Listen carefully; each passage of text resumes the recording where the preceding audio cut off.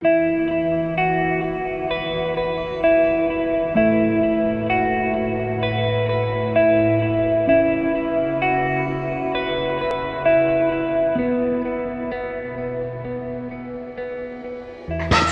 warahmatullahi wabarakatuh, ibu-ibu. Baik, alhamdulillah wa syukurillah, pagi hari ini kita bisa bertemu kembali. Mungkin kalau ayah bunda akang teteh yang pernah mengikuti majelis percikan iman yang secara online, pernah bertemu ya kita ya, akang teteh dan ayah bunda sekalian. Dan hari ini alhamdulillah Allah kembali memberikan rizki kepada saya untuk bertemu kembali dengan majelis percikan iman. Dan kali ini memang kita akan tetap membahas tentang keuangan ya ayah bunda, karena kalau membahas yang lain saya nggak bisa. Bukan keahliannya. Jadi memang alhamdulillah saya sejak tahun 2004 itu sudah mempunyai sertifikasi sebagai seorang perencana keuangan. Jadi mungkin sampai sekarang sudah hampir 18 tahun ya. Itu. Nanti Bapak Ibu jangan ngitung umur saya ya. Tapi boleh kalau mau ditebak, nanti minta hadiahnya sama Kang Sahrul. Kalau tebakannya betul. Baik, ayah bunda, akang teteh sekalian. Kenapa kemudian hal keuangan ini sangat penting juga untuk kita gandengkan dengan kehidupan kita dalam berkeluarga? Karena kalau ibu-ibu pasti paham ya, dari buka mata sampai tutup mata kayaknya ada aja urusan keuangan ya ibu ya. Iya, pagi-pagi buka mata udah mulai mikirin tuh anak sarapan apa. Wah kan, nanti siang belanja di tukang sayur, mikir lagi matematik, lagi ibu-ibu teh ya gitu. Nanti siang makan siang masak apa ya Allah gitu, mikir lagi. Jadi memang sangat erat sekali hubungannya. Dan dalam Islam gitu ya, pengelolaan keuangan ini masuk juga dalam bab pengelolaan harta. Jadi saya sering ditanya nih bapak-bapak, ibu-ibu, akang teteh ya, yang dirahmati Allah, kalau mengatur keuangan atau financial planning atau yang lain-lain tuh apa sih dalam Islam, hukumnya apa gitu. Ya saya hanya bisa mengatakan bahwa itu hukumnya mubah, silahkan mangga, bade melaksanakan mangga, bagi hente mangga gitu ya. Tetapi mari kita sama-sama mengingat bahwa dalam beragama kita tuh banyak kewajiban-kewajiban yang berhubungan dengan keuangan gitu ya. Contohnya kayak menghitung zakat aja. Menghitung zakat, entah kalau misalnya zakat profesi atau zakat perdagangan dan lain-lain. Zakat itu harus tepat jumlah, tepat sasaran, tepat waktu gitu kan. Nah bagaimana kita bisa melakukan itu kalau misalnya keuangan kita acak-acakan Bapak Ibu gitu ya. Jangan-jangan nih ya, nauzubillah min zalik ya, kita memohon perlindungan kepada Allah gitu ya, kita memohon ampunan kepada Allah. Jangan-jangan selama ini mungkin kita agak-agak kurang bayar zakat ya. Bapak Ibu pernah urusan sama kantor pajak? Kalau yang kerja di pajak di sini mohon maaf ya. Tapi kalau kita kurang bayar pajak itu dikejar ya Bapak Ibu ya, apalagi yang pengusaha kan kadang-kadang suka ada kurang bayar pajak dan lainnya itu dikejar. Allah masih baik nih sama kita nggak ditagih-tagih ya. Tapi kitanya sendiri harus mempunyai kesadaran untuk mengolah keuangan dengan baik supaya kewajiban-kewajiban kita yang bersangkutan dengan harta itu bisa kita laksanakan dengan baik. Ini kita belum bicara tentang masalah pendidikan anak, di mana kita didorong ya untuk meninggalkan keturunan yang kuat, bukan hanya kuat dari sisi keimanan, tapi juga dari sisi pendidikan, edukasi, dan juga dari sisi keuangan. Ya, jadi anak-anak kita pun kita perlu didik gitu untuk memahami ini. Kenapa? Karena pada saat mereka sudah akil balik, sebenarnya mereka itu sudah boleh untuk bermuamalah gitu. Ya, jadi itu memang bagian dari pendidikan keluarga. Nah, ayah bunda, akang teteh, izinkan saya untuk mengingatkan kita bersama ya akan beberapa ayat dan hadis yang berkaitan dengan topik bahasan kita pada hari ini. Kalau kita buka di Quran surat Al-Hasyr ayat 18 ya, yang artinya wahai orang-orang yang beriman, bertakwalah kepada Allah dan hendaklah setiap orang memperhatikan apa yang telah diperbuatnya untuk hari esok. Hari esok ini bukan hanya akhirat, tetapi kemudian bagaimana akhirat itu ditentukan oleh bagaimana performance kita di dunia. Ya, banyak sekali ibadah-ibadah yang terkait dengan finansial, mau umroh, mau haji ya, Masya Allah kalau sekarang mau berhaji Bapak Ibu gitu kan, kita harus mempersiapkan dananya untuk pendidikan anak juga iya, dan lain-lain sebagainya. Dan bertakwalah sambungan ayatnya, dan bertakwalah kepada Allah, sesungguhnya Allah maha teliti terhadap apa yang kamu kerjakan. Jadi sebenarnya Allah itu hanya meminta ikhtiar kita. Contoh misalnya, ya Allah menyekolahkan anak kalau dihitung biayanya luar biasa gitu ya. Tetapi Allah itu ingin melihat ikhtiar kita. Kita ikhtiarlah dana pendidikan untuk anak kita. Allah tuh maha teliti bagaimana ibu setiap bulan itu ya, walaupun sudah pakai krem malam tetap aja kerung ya, keriput di sini. Karena saking konsennya bapak-bapak ini ngitung, ya Allah kesana nggak cukup. Kalau kain mah ya,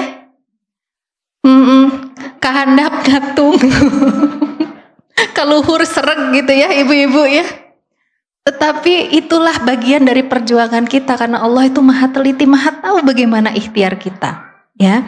Kemudian kita ini dalam kehidupan kadang-kadang kan diberi keluasan, ya kadang-kadang diberi kesempitan. Nah Allah juga mengingatkan kepada kita pada saat kita diberi keluasan untuk menghindarkan sifat boros dan mubazir gitu, israf dan tabzir, jangan sampai. Dan itu ada di Quran Surat Al-Isra ya, ini sangat terkenal sekali ayat 27 bahwa sesungguhnya pemboros-pemboros itu adalah saudara setan dan setan itu adalah sangat ingkar kepada Tuhannya. Nah sekarang kita udah lihat ya fenomenanya hedon gitu ya, flexing dan lain-lain, itu kan sebenarnya adalah turunan gitu. Jadi Al-Quran 1400 tahun yang lalu itu sudah mengingatkan kita gitu ya untuk tidak boros karena itu sangat dekat sekali dengan godaan setan gitu.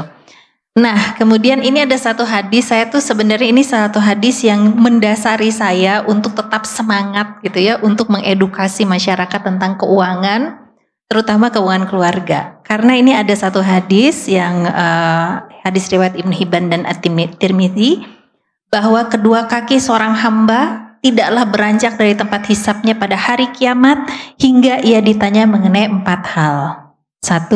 Umurnya untuk apa dia habiskan, jasadnya untuk apa dia digunakan, ilmunya apa telah dia amalkan, dan hartanya. Ini ngeri banget nih Bapak Ibu ya, Akang Teteh yang dirahmati Allah. Dari mana dia peroleh dan dalam hal apa dia belanjakan. Jadi kadang-kadang kita tuh ngerasa cukup udah penghasilan saya mah halal atuh gitu ya. Tapi nggak cukup di situ, ternyata hisap harta itu yang didapatkan harus halal, dibelanjakannya juga untuk hal-hal yang baik dan halal, menghindari tadi itu israf dan tabzir, pemboros dan mubazir gitu. Nah mungkin ini saatnya untuk kita nih, mumpung Bapak Ibu ya, Masya Allah kita berada di tempat yang sangat indah. Ya, tadi saya dari rumah saya di Dago Atas ke sini sekitar 2 jaman, hampir 2 jam ya. Tetapi Masya Allah begitu sampai sini betah Bapak Ibu ya. Jadi ini merupakan tempat yang baik banget buat kita untuk belajar. Karena apa? Suasananya mendukung. Kalau di rumah banyak godaan Ibu ya. Bentar-bentar ini, kalau sekarang kan mungkin ada bapaknya juga jauh, nggak mungkin minta bikinin kopi ya. Gitu. Jadi ibu dan bapak bisa fokus belajar dan mudah-mudahan kita semua diberi keluasan dan kemudahan oleh Allah untuk terus mendukung dakwah percikan iman ya. Jadi supaya tempat ini bisa terus dimakmurkan, bisa jadi tempat bagi kita untuk belajar. Nah jadi kalau nanti healing itu nggak usah kemana-mana, kesini aja ya TFA ya gitu. Jadi udah langsung dingin gitu kalau kesini tuh, damai, tentram gitu ya. Baik. Bapak Ibu, Akang Teteh yang dirahmati Allah, dalam keluarga itu ada fungsi-fungsi ekonomi ya. Jadi keluarga itu adalah unit ekonomi terkecil yang mana dari situ akan menentukan bagaimana warna daripada perekonomian secara besar. Nggak percaya Bapak Ibu? Sok ya. Pada saat kemarin gitu ya, dari konsumsi minyak goreng aja ya. Bisa nggak sih konsumsi minyak goreng satu keluarga itu kan pengaruh ke konsumsi minyak goreng satu negara? Iya, oke. Jadi paham ya bahwa sebenarnya kita ini punya peran sebagai unit ekonomi terkecil untuk memberi warna bagi perekonomian yang lebih besar. Sehingga kenapa tadi ada ayat jangan boros? Itu kan boros itu bukan untuk negara ya, tapi untuk individual. Kenapa? Kalau individu-individu ini tidak boros, maka akan mewarnai negara ini gitu, komunitas ini, umat ini. Jadi Islam itu visioner banget itu. Semua bermulai dari keluarga, tapi keluarga ini menjadi inti daripada masyarakat. Kemudian fungsi yang lain. Nah, ini ya kadang-kadang kita ini kalau membicarakan keuangan ya Bapak Ibu, kalau nggak ada masalah nggak diomongin, diem aja, senyum selama masih cukup mah gitu ya.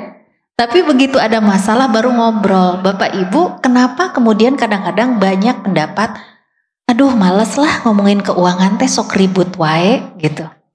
Kenapa? Karena memang diomonginnya pas ada masalah, pas damai nggak diomongin gitu. Ya. Padahal sebenarnya obrolan suami istri itu penting. Gak apa-apa Bu, ngayal bareng juga. Dan kita memang menghayal ya, suami istri kadang-kadang banyak menghayalnya.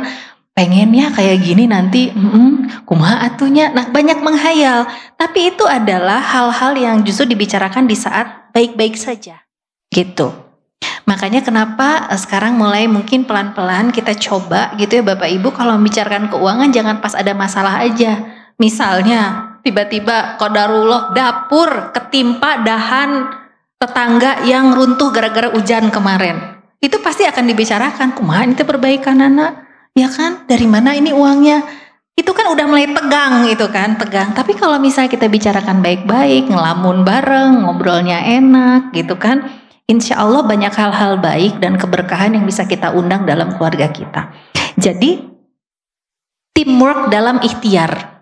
Kita ini keluarga ini teamwork dalam ikhtiar. Ya saya banyak sekali dalam 18 tahun perjalanan saya sebagai seorang perencana keuangan, banyak banget Bapak Ibu, Akang Teteh yang dirahmati Allah melihat bahwa keluarga yang teamworknya bagus gitu ya, suami istri akur gitu ya, masalah keuangan juga bisa dibicarakan, tidak harus berkelebihan, banyak juga yang pas-pasan gitu, tapi diomongin enak, nggak berantem, nggak saling gimana. Itu performance keuangannya akan lebih mudah untuk membaik. Ada aja pertolongan dari arah yang tidak diduga-duga.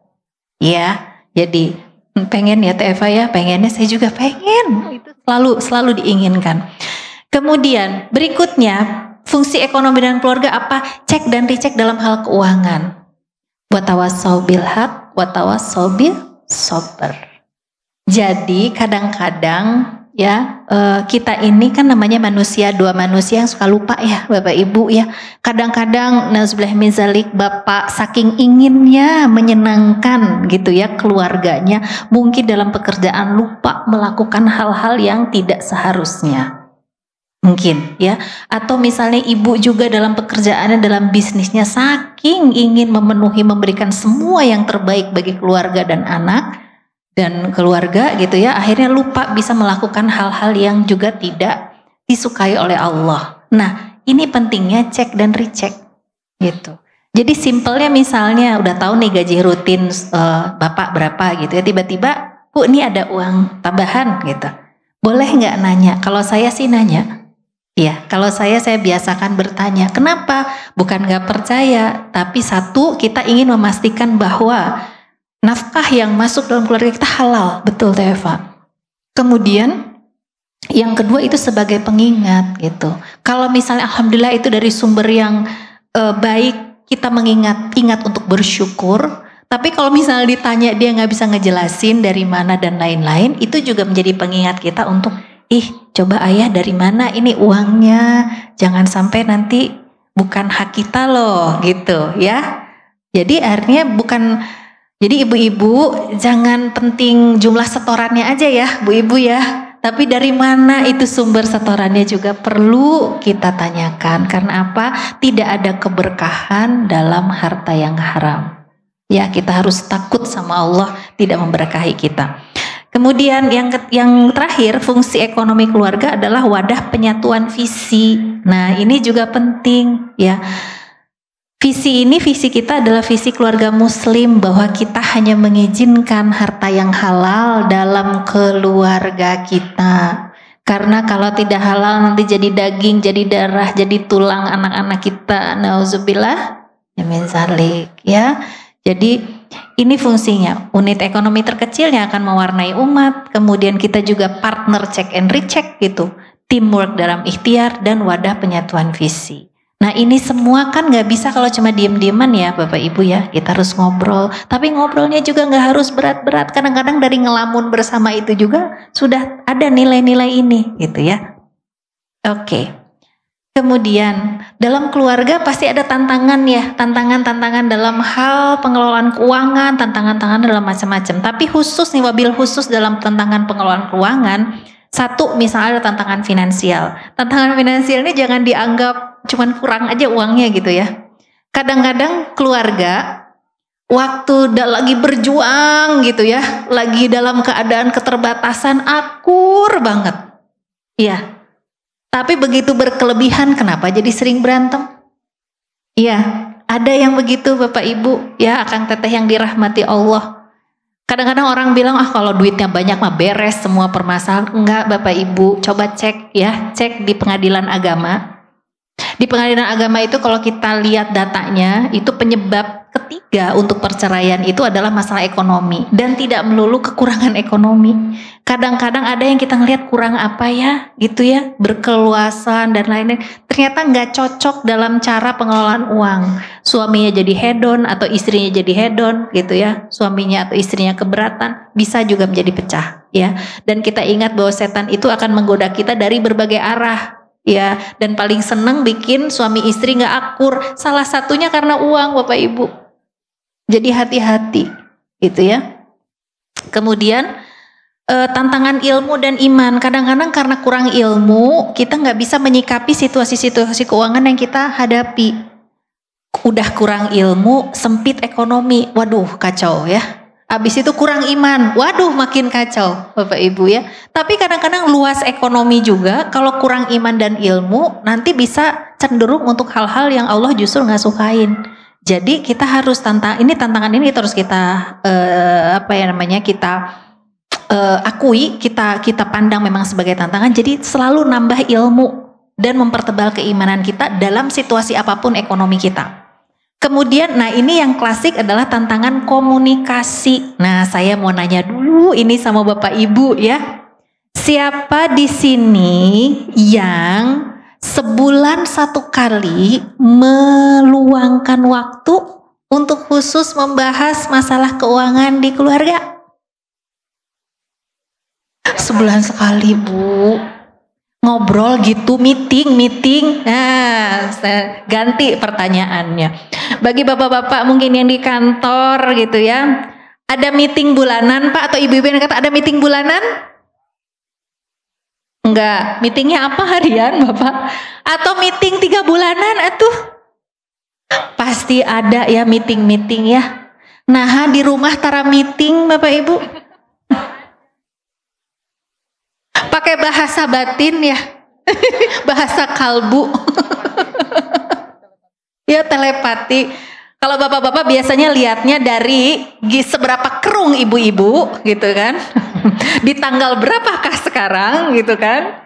Dan dari cara meletakkan kopi katanya itu, meletakkan minuman. Kalau letakinnya pelan aman. Kalau ngeletakin udah gubrak mulai ya sudah gitu kan. Jadi Bapak Ibu sekalian, mungkin mohon maaf menyampaikannya dengan bercanda, tapi begini, keluarga kita ini adalah korporasi terbesar kita dunia wal akhirat. Kita serius banget deh kalau dalam bisnis kita, dalam pekerjaan, meeting mingguan, meeting bulanan, ini itu segala macam, kejar target. Udah nyampe belum targetnya? Oh belum, apa nih yang harus di-push gitu kan? Apa nih yang harus ditambah gitu kan? Harus gimana? Tapi dalam keluarga kita woles banget gitu. Meeting enggak, bicara telepati gitu kan.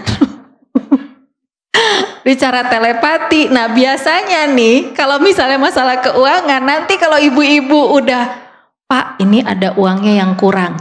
Mulai itu tehnya mulai. Karena begini Bapak Ibu, wanita dan pria itu merespon suatu hal itu beda. Ya, ibu-ibu mah abstrak, pakai perasaan, banyak pakai feeling gitu ya. Bapak-bapak orangnya eksak.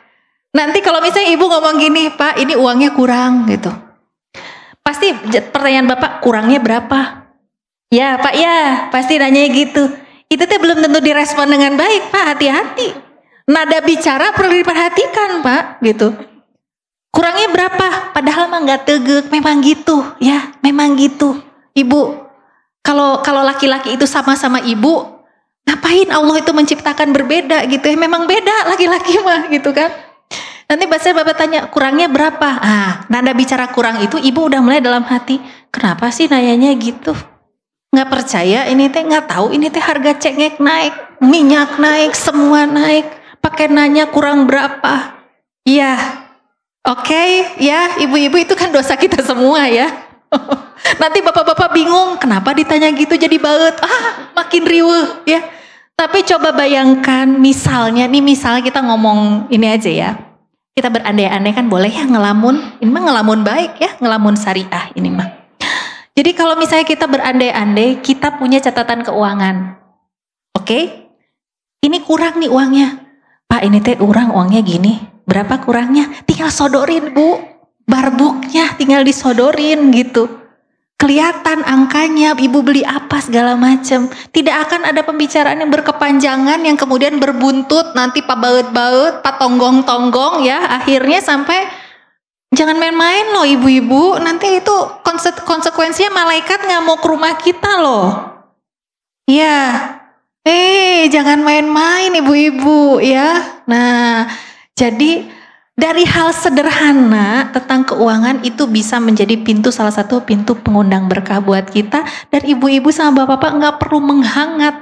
Kalau menghangat tempat lain boleh, tapi pembicaraan menghangat keuangan jangan gitu ya. Dan keuangan itu bukan masalah susah, masalah gampang kalau kita bisa menyikapi. Oke? Nah, sekarang tadi kan Teh Eva bilang ada elemen cinta di mana cintanya kata ibu-ibu asa belum nemu ini teh cinta kalau bicara keuangan ya asa regang wae teh kalau ngobrol keuangan belah mana ya teh cinta teh gitu kan kata ibu-ibu teh. Nah ibu-ibu beberapa elemen cinta yang memang kita perlu ya masukkan dalam pembicaraan kita dalam keuangan. Satu, keterbukaan finansial. Nah ini permasalahan besar ya. Kadang-kadang ya, karena mikirnya uang suami, uang istri mah kumas saya. Gitu ya. Ini bapak-bapak banyak keberatan. Tenang Pak, saya bela. Nanti ibu-ibu juga ada gilirannya. Begini ibu-ibu, ya kita ini dalam keluarga, kita ini istri walaupun ibu bisnis hebat, ibu kerja hebat dan lain, ibu-ibu jangan lupa ibu-ibu bisa bisnis, bisa bekerja karena atas dasar izin dan ridho dari suami. Jadi kalau misalnya kata suami itu, mama itu memang uang mama tapi ulah atuh melitas teh nu mahal-mahal ting. Perhatikan Bu, jangan nanti bilang ih dah ini mah uang saya kumaha saya. Jangan gitu ya. Ya ibu-ibu ya. Ini yang di belakang ada yang ketawa-ketawa tapi ketutup masker jadi saya nggak tahu ini siapa ini yang sebenarnya. Ya, seperti mudah-mudahan. Tapi majelis percikan iman mah sarolehah ya, nggak ada insya Allah nggak ada yang kayak gitu. Ini mah yang lain gitu ya. Ini mengingat untuk mengingat diri kita sendiri.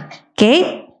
Kemudian, nah yang kedua elemen cintanya adalah ilmu yang memadai. Bapak-bapak, ibu-ibu, akang teteh yang dirahmati Allah. Kita ini kan umur berjalan terus ya. Ingat dulu waktu zaman masih umur 20-an nggak ada. Teteh kerung-kerung juga nanya. 20-an awal gitu belum nikah, gitu happy gitu ya, nggak mikirin belanja, nggak mikirin anak makan apa, belum suami sehari 3 kali menu harus beda, gitu kan?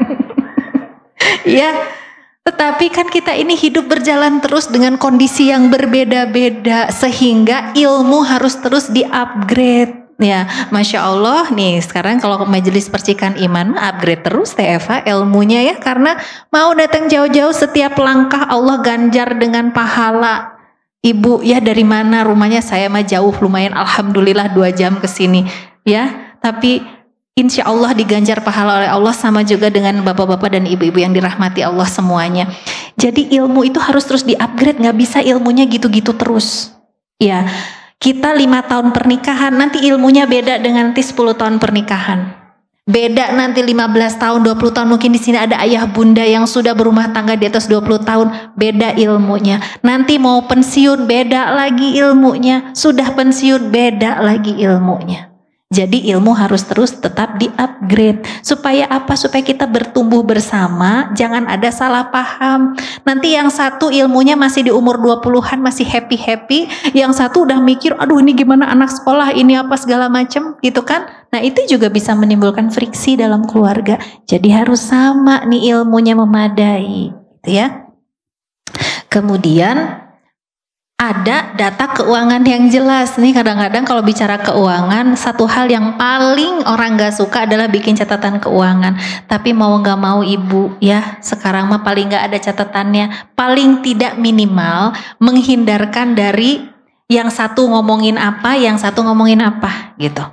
Kebayangkan kalau contoh saya yang tadi ya, kurangnya berapa, yang satu pikirannya apa, yang ini pikirannya apa gitu ya. Akhirnya akan mudah sekali untuk friksi. Jadi kalau kita punya data keuangan yang jelas, punya catatan keuangan, itu akan lebih mudah kalau ngobrol teh langsung buka catatan keuangan. Nih teh gini-gini gimana ya kita caranya. Jadi diskusi akhirnya, bukan nuduh. Da ibu mah gitu kan, da ayah mah udah gitu kan, mual beres eta mah gitu.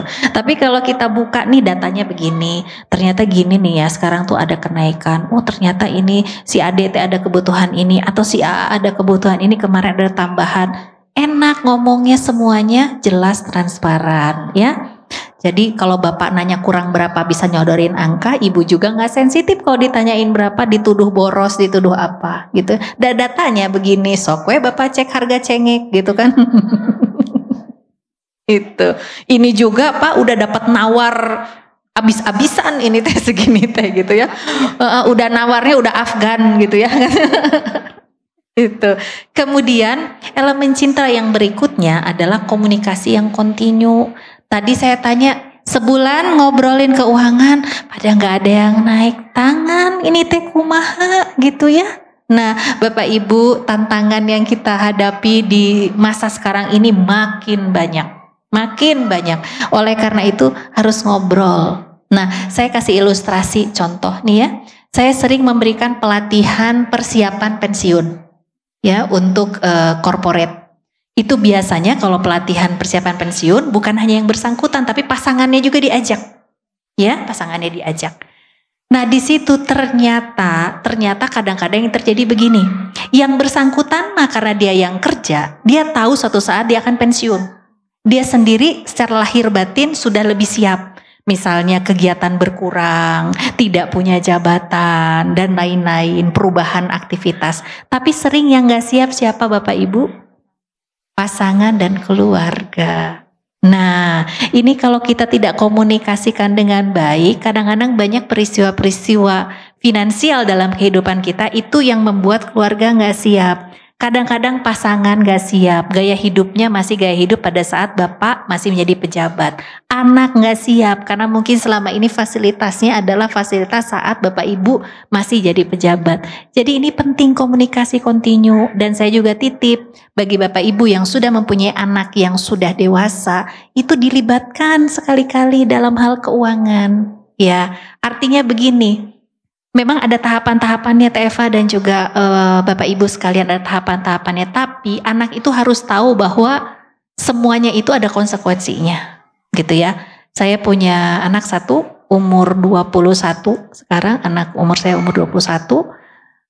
Itu sudah saya beri tugas, pokoknya bayar listrik, bayar air dan lain-lain itu dia harus melakukan. Supaya apa? Dia tahu bahwa ini tuh kita nggak gratis, jadi dia merasakan, oh ada kenaikan, ada penurunan, ada dan lain-lain. Jadi ada wawasan anak kita. Kadang-kadang kita itu sering nggak mau anak kita susah ya. Udahlah anak mah udah nggak usah tahu banyak hal. Tetapi kadang-kadang itu juga tidak baik bagi anak kita karena anak kita kemudian tidak punya kesadaran realita. Ya, tidak punya kesadaran realita. Jadi jangan marah Bapak Ibu kalau nanti, anaknya meninggal ngerti ya keadaan orang tuanya gini-gini. Dan gak pernah dikasih tahu. Taunya beres aja gitu. Taunya semuanya everything is okay gitu ya. Bahkan pada saat pandemi kemarin, Walaupun kita semua pasti terpengaruh ya Bapak Ibu ya, dengan sedikit kurangnya pasti terpengaruh. Tapi saya kemarin beranggapan bahwa masa pandemi itu justru bisa menjadi masa tarbiyah yang bagus untuk keluarga. Jadi kita bisa menghadapinya bahu-membahu bersama-sama gitu ya. Banyak sekali hal-hal yang bisa kemudian didiskusikan dengan anak. Nah, berikutnya, kalau kita bilang apa sih dasar-dasar keuangan yang sehat itu apa aja gitu. Nah, penyakit pertama yang sering kita tidak sadari adalah keuangan kita sebenarnya defisit. Pengeluaran kita lebih besar daripada pendapatan kita. Tapi kita nggak sadar. Kenapa nggak sadar Ibu? Karena nggak pernah dicatat. Jadi semuanya pakai feeling, pakai perasaan. Nah tiba-tiba nanti gini, tanggal 10. Kemana aja ya uang teh? Masa kemarin mah ada segini, kenapa sekarang jadi segini? Nah kita mulai kehilangan orientasi ini, uang kita kemana? Kalau kita hubungkan dengan hadis yang tadi, ya makanya saya suka ngeri kalau nyebut hadis itu ya. Kira-kira itu kita tahu nggak sih uang kita kemana? Padahal kita tuh harus, nanti kita dihisap loh, dari mana uang kita diperoleh, kemana dibelanjakan. Dihisap setiap kepingnya. Jadi kalau kita bikin catatan keuangan, anggap aja Bapak Ibu kita lagi latihan hisap. Ya, karena nanti hisapnya Allah jauh lebih teliti. Tapi kalau Allah kan maha teliti, maha melihat ya. Oh ini hambaku, nih dia berusaha betul bagaimana caranya supaya terpantau setiap keping rezekinya. Nah nanti insya Allah kasih keberkahan untuk kita gitu. Jadi yang kita kejarkan itu. Nah, jadi kenapa ini merupakan masalah yang penting Bapak Ibu? Sering kalau dalam pelatihan-pelatihan saya ditanya tentang investasi, tentang macam-macam. Tapi Bapak Ibu, kalau keuangan kita masih defisit, yang lain-lain itu nggak akan efektif. Ya, misalnya kita pengen semangat, pengen investasi. Tapi ternyata setiap bulannya kita ada bocor-bocor alus gitu ya. Bocor-bocor alus. Nanti itu investasinya tidak akan efektif Bapak Ibu. Bahkan bisa jadi, wah sebulan 2 bulan mas semangat ini nabung ya. Tapi karena memang ada kebocoran yang kita belum tangani dan kita belum atasi, nanti bulan ketiga udah nggak jadi lagi ini mah nabung, nada kepake lagi. Padahal mungkin sebenarnya ada permasalahan pendasar yang perlu kita perbaiki. Ya. Kemudian sekarang ini Bapak Ibu, salah satu biaya yang terbesar adalah masalah kesehatan, betul ya? Nah, mungkin Bapak Ibu di sini banyak yang punya pendapat yang berbeda tentang masalah jaminan kesehatan yang disediakan oleh negara. Tetapi sebagai seorang perencana keuangan dan karena kita belum mempunyai alternatif lain gitu ya, saya sangat menyarankan bagi Bapak Ibu sekalian untuk masalah kesehatan untuk mempunyai jaminan kesehatan paling tidak yang disediakan oleh negara yang berupa BPJS. Ya, karena itu walaupun katanya ngantrinya lama, ininya itu dan lain-lain, tetapi banyak yang saya tahu sangat terbantu sekali dengan mempunyai itu. Kita memang belum punya alternatif yang lain. Kita belum ada BPJS syariah. Jadi kita masih bisa kedaruratan memakai BPJS yang ada. Kita doakan sama-sama Bapak Ibu karena fatwanya untuk BPJS syariah itu sudah ada. Sudah digodok di DSN MUI ya, kebetulan saya juga anggota DSN MUI, jadi sudah digodok Bapak Ibu, kita doakan bersama-sama semoga bisa ada sehingga kita lebih tenang ya memakai jaminan kesehatan yang diberikan oleh negara. Sementara belum ada, nah pakai dulu. Kecuali Bapak Ibu yang punya berkelebihan dana, boleh misalnya BPJS plus asuransi yang swasta atau yang dapat dari kantor ya dan lain-lain. Tetapi sementara belum, kita ada keterbatasan, paling tidak itu dulu ya. Karena kalau sakit itu memang mahal, kadang-kadang itu yang sangat mengganggu kestabilan keuangan kita ya. Kemudian nah ini di masa pandemi kemarin ini hal yang ketiga ini sangat terasa. Banyak sekali keluarga yang memang tidak punya tabungan, tidak punya dana cadangan. Begitu pendapatannya turun, itu repot sekali. Ya, apalagi kemudian pendapatan turun, cicilannya udah kepalang tinggi, ya, kemudian dan lain-lain itu repot sekali. Sehingga Bapak Ibu kita belajar dari pandemi kemarin adalah kita perlu untuk punya dana cadangan. Kalau kita bicara sekarang, kita mungkin udah masuk ke endemi. Bapak Ibu ya, tetapi kita masuk ke resesi, jadi belum keluar juga ini dari permasalahan. Tapi kita yakin ya selama kita menyikapi ini dengan ilmu dan iman, kita yakin semua hal itu bagi orang beriman itu baik. Nah, baiknya di mana? Mungkin Allah ingin kita mengamalkan ayat yang tadi, tidak menjadi pemboros, betul-betul berhati-hati, betul-betul tahu hisab harta kita gimana, dari mana diperoleh, kemana dibelanjakan gitu ya. Jadi selalu ada hikmah buat kita. Jadi yang ketiga adalah punya dana darurat. Kemudian yang berikutnya, nah ini Bapak Ibu, ini sering saya temui pada saat nanti pelatihan persiapan pensiun. Mungkin sepanjang bekerja 30 tahun, 25 tahun itu kan sudah mengumpulkan aset dan lain-lain ya.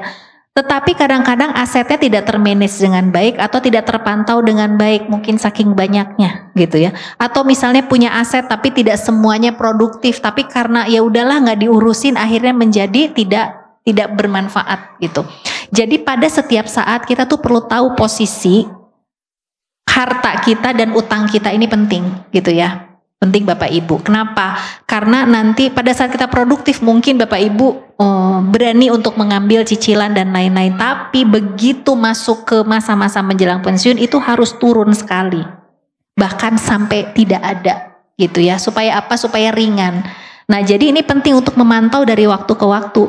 Aset kita berkembang enggak? Kalau ada yang enggak berkembang yang mana nih? Kalau enggak berkembang harus kita apain nih gitu. Karena ingat itu amanah. Kalau kita sia-siakan juga kita berdosa gitu kan. Kalau itu mubazir juga kita berdosa. Jadi harus kita pantau dari waktu ke waktu. Dan terutama adalah memantau utang. Bapak Ibu sekalian, akang teteh yang dirahmati Allah ya.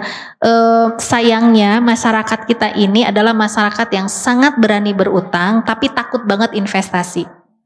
Jadi kalau disuruh investasi pertanyaannya banyak, nanti aman nggak, nanti ini nggak, nanti itu nggak, ini apa segala macam gitu ya, banyak sekali pertanyaannya.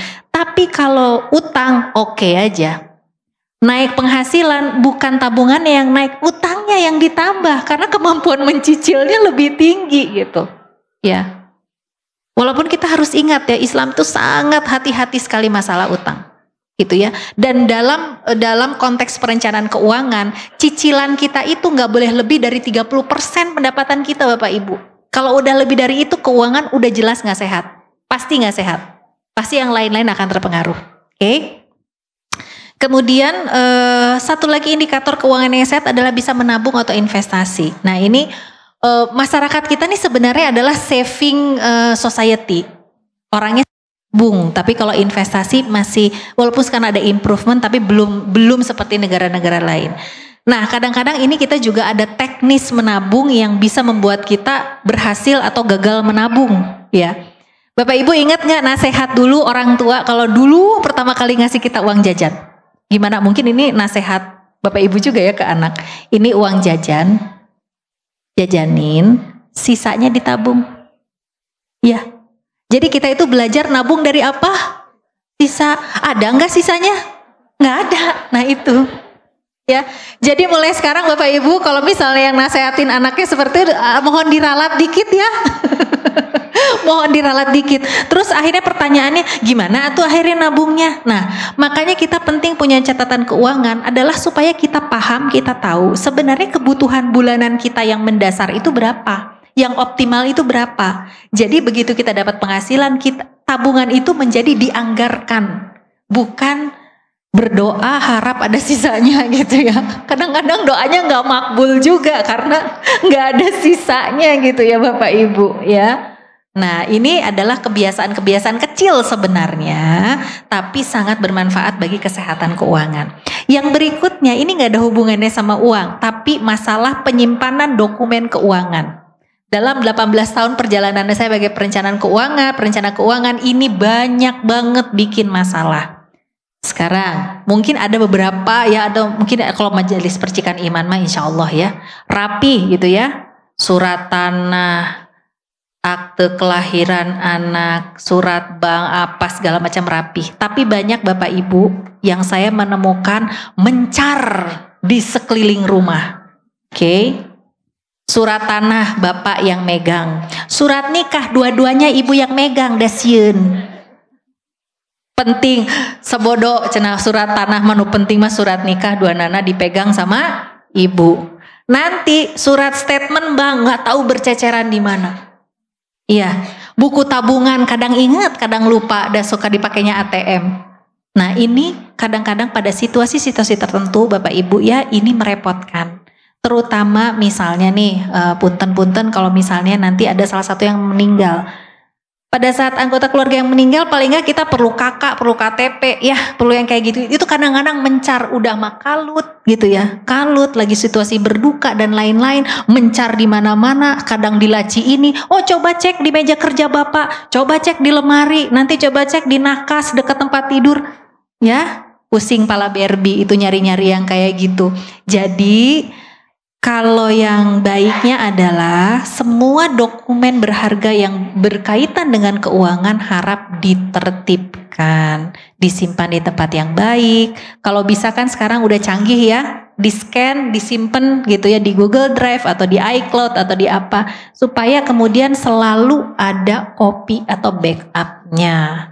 Nah ini kadang-kadang juga yang suka diabaikan nih oleh keluarga ya. Nah kemudian tadi kita udah bicara ya, kita udah bicara tentang masalah berapa persen sih, misalnya alokasi keuangan ini juga banyak pertanyaan ya. Jadi Bapak Ibu sekalian, kalau untuk keluarga muslim itu kan kita ada kewajiban zakat. Jadi 100% penghasilan kita kalau kita sudah masuk dalam nisabnya untuk zakat, maka 2,5%. Kalau kita ikut pendapat yang mengatakan bahwa zakat profesi itu kita kiaskan dengan 2,5%, maka 2,5% kita keluarkan dulu untuk zakat. Bayarnya kapan? Boleh tiap bulan, boleh nanti dikumpulin dulu, silakan ya. Tapi paling tidak kita sudah melakukan alokasi itu. Kemudian kalau konsumsi itu sebenarnya setengahnya aja dari penghasilan kita gitu ya. Baiknya seperti itu.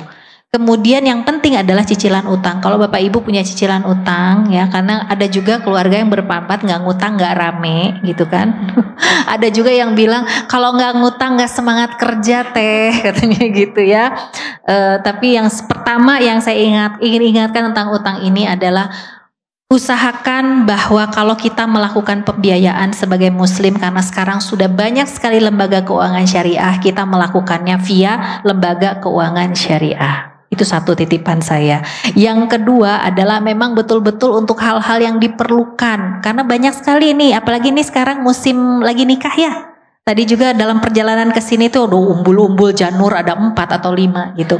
Nah sekarang ini karena mungkin gitu ya, ditambah dengan era sosial media ya, ingin kelihatan pernikahan tuh yang gimana gitu, akhirnya banyak sekali fenomena ngutang lah gitu, dengan kemudahan kredit sekarang ngutang untuk nikah. Ya kan, nah ini sangat tidak disarankan gitu kan.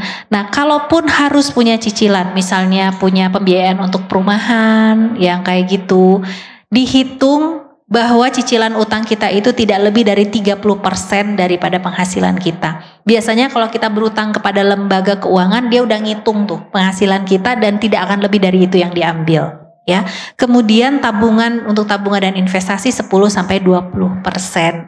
Nah, teman-teman, ayah bunda, ya akang teteh, coba bayangkan ya.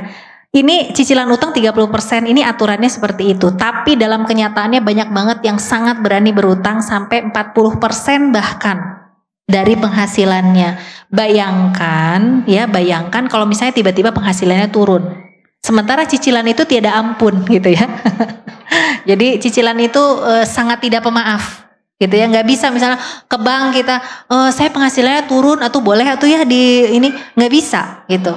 Waktu awal pandemi kemarin ada restrukturisasi, tapi itu hanya untuk kasus-kasus khusus, nggak semuanya gitu dapat keringanan untuk merestrukturisasi utangnya. Jadi harap diperhatikan. Atau misalnya cicilannya naik nih jadi 40%, otomatis tabungan investasi udah nggak bisa dong, karena udah keambil porsinya. Makanya itu kenapa kita perlu untuk melakukan alokasi yang baik. Nah, Bapak Ibu sekalian, akang teteh, ayah bunda yang dirahmati Allah gitu ya. Dari tadi kita sudah bicara nih tentang berbagai macam hal yang berkaitan dengan pengelolaan keuangan yang sehat dan penuh cinta gitu ya. Nanti insya Allah ada sesi tanya jawab ya Teh Eva ya, ada sesi tanya jawab dan saya yakini banyak mungkin pertanyaan yang menggelegak gitu ya dalam hati dan sanubari Bapak Ibu sekalian ya. Dan pesan saya adalah nanti jangan malu-malu untuk bertanya, karena boleh jadi kadang-kadang kita kalau mau nanya nih gini, aduh jangan-jangan cuma saya nih yang nanya kayak gini gitu ya, jangan-jangan cuma saya. Bapak Ibu sekalian, saya mau ngasih tahu aja nih ya, 80% dari kita itu punya masalah keuangan. Jadi banyak temennya. Ya. Jadi jangan khawatir kalau punya pertanyaan nanti tanya aja gitu ya. Nah, sebagai kesimpulan ya, sebagai kesimpulan daripada penjelasan hari ini ya, mudah-mudahan dari yang sedikit ini bisa bermanfaat ya bagi kita semua, bahwa kita tadi sudah mengetahui bahwa ada fungsi ekonomi keluarga, bahwa itu keluarga itu bukan hanya kekuatan ekonomi di dunia, tapi kekuatan ekonomi akhirat juga. Karena apapun performance kita di dunia ini akan menentukan nanti nasib kita di akhirat dan bagaimana kita mengejar akhirat kita, gitu ya. Kemudian elemen cintanya ada apa? Elemen cintanya ada keterbukaan, ada ilmu yang memadai, ada data yang bisa diakses dengan mudah dan transparan. Kemudian ada komunikasi keuangan, ya. Dan dasar keuangan yang sehat yang tadi kita sudah sampaikan itu adalah prasyarat minimal bagi keuangan keluarga yang sehat. Ya, jadi syaratnya nggak banyak-banyak ya, nggak rumit-rumit gitu kan. Tapi kalau kita melakukan itu, insya Allah kita akan ke next stepnya itu akan mudah, gitu ya. Kemudian kalau kita tadi bicara alokasi keuangan, itu apa itu artinya yang tadi 2,5%, 50%, 30%, 10-20%, itu adalah pemenuhan keperluan dan keinginan yang berimbang sesuai dengan situasi dan kondisi keluarga. Nah, itu dia tadi Akang Teteh, Bapak Ibu, ya ayah bunda yang dirahmati Allah. Tadi sedikit ilmu ini Teh Eva ya yang bisa disampaikan. Pastinya di sini banyak ayah bunda, Akang Teteh ya, Bapak Ibu yang juga sudah jauh lebih berpengalaman. Anggap saja tadi yang disampaikan itu adalah pengingat reminder. Kalau misalnya, wah Teh saya mah sudah melaksanakan, alhamdulillah. Pesan saya satu adalah tolong lanjutkan, jelaskan kepada rekan, keluarga, anak mungkin yang sudah dewasa gitu ya. Karena Bapak Ibu saya juga sering memberikan pelatihan tentang keuangan pranikah, itu banyak juga isunya. Gitu ya, karena apa? Karena keuangan ini nggak pernah diajarin di sekolah, life skill ini nggak pernah diajarin di sekolah, di SD nggak ada, SMP nggak ada, SMA mungkin yang kejuruan akuntansi agak sedikit ada sedikit ilham gitu ya, atau nanti yang kuliahnya kayak saya dulu ekonomi ada sedikit pengetahuan, tapi saya pun waktu itu kenapa saya ngambil sertifikasi perencanaan keuangan TFA dan juga Akang Teteh dan ayah bunda semua adalah karena saya merasa sebagai seorang yang belajar tentang ekonomi, ternyata halnya tuh beda kalau kita ngurus uang sendiri. Kalau ngurus uang orang tuh bisa sampai miliar-miliar, ngurus uang sendiri juta aja bingung. Gitu ya. Jadi memang kita harus selalu upgrade diri. Jadi tolong sampaikan ilmu yang sedikit ini kepada sekitar kita, kepada keluarga gitu ya. Mudah-mudahan nanti kalau ada kesempatan rizki dari Allah lagi untuk menjelaskan tentang keuangan keluarga lebih lanjut, Bapak Ibu sekalian Akang Teteh bisa mengajak lagi ya teman-teman keluarganya untuk datang ke Masjid Peradaban ini di Percikan Iman sehingga kita bisa sharing ya kebaikan ini bersama. Terima kasih. Saya mohon maaf apabila dalam penyampaian tadi terdapat banyak kekurangan dan kesalahan. Billahi taufik wal hidayah. Wassalamualaikum warahmatullahi wabarakatuh.